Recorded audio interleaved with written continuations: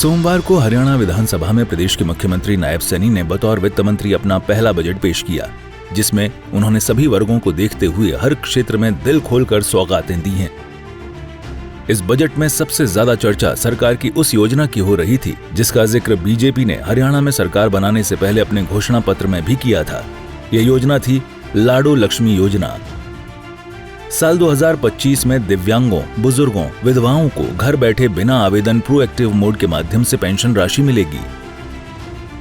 इस योजना के लिए सरकार ने बजट 2025-26 में 5,000 करोड़ रुपए का प्रावधान किया है।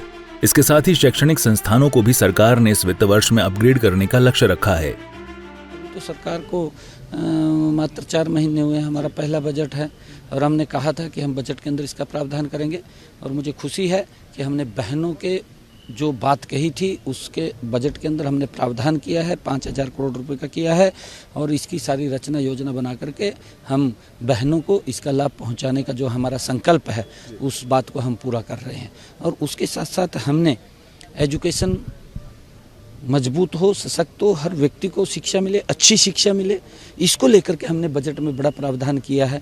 और इसके साथ साथ हमने हर 10 किलोमीटर के ऊपर एक सांस्कृतिक मॉडल स्कूल जिसमें अच्छी गुणवत्ता शिक्षा मिले उसका प्रावधान किया है और उससे हमारे युवाओं को एक बड़ा लाभ मिलेगा।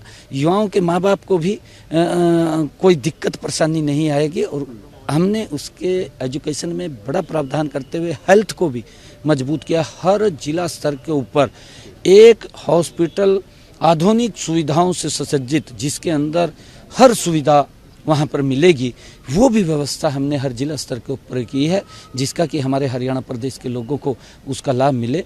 और उसके साथ साथ हमने बिजली के इंफ्रास्ट्रक्चर को भी और हमने इंडस्ट्री के अंदर जो हमारा MSME जो इंडस्ट्री लगा दी परंतु रजिस्ट्रेशन नहीं था, सरकार की योजना का लाभ नहीं मिलता था, हमने उनको भी ऑथराइज करने का निर्णय इस बजट के अंदर किया है कि ऐसी सब इंडस्ट्री को भी बड़ा लाभ उसके अंदर मिलेगा।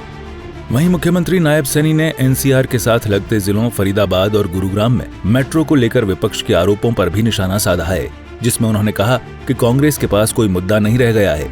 इसके साथ ही मुख्यमंत्री ने कहा कि हमारी तीसरी टर्म की सरकार 3 गुना गति से काम कर रही है। कांग्रेस के पास मुद्दे नहीं है, कांग्रेस तो बस खाली हो चुकी है, रहा नहीं कुछ भी। और मोदी जी लगातार तीव्र गति से काम कर रहे हैं। हमारी ये तीसरे टर्म की सरकार 3 गुना गति से काम करेगी। बजट में सरकार ने हर वर्ग का खासा ख्याल रखा है, जिसमें युवाओं, किसानों, महिलाओं के साथ साथ बुजुर्गों का भी ध्यान रखा गया है।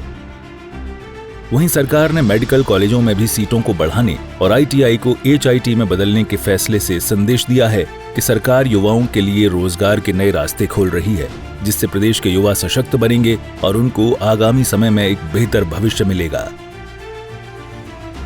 चंडीगढ़ से रवि चंदेल, सूर्या समाचार।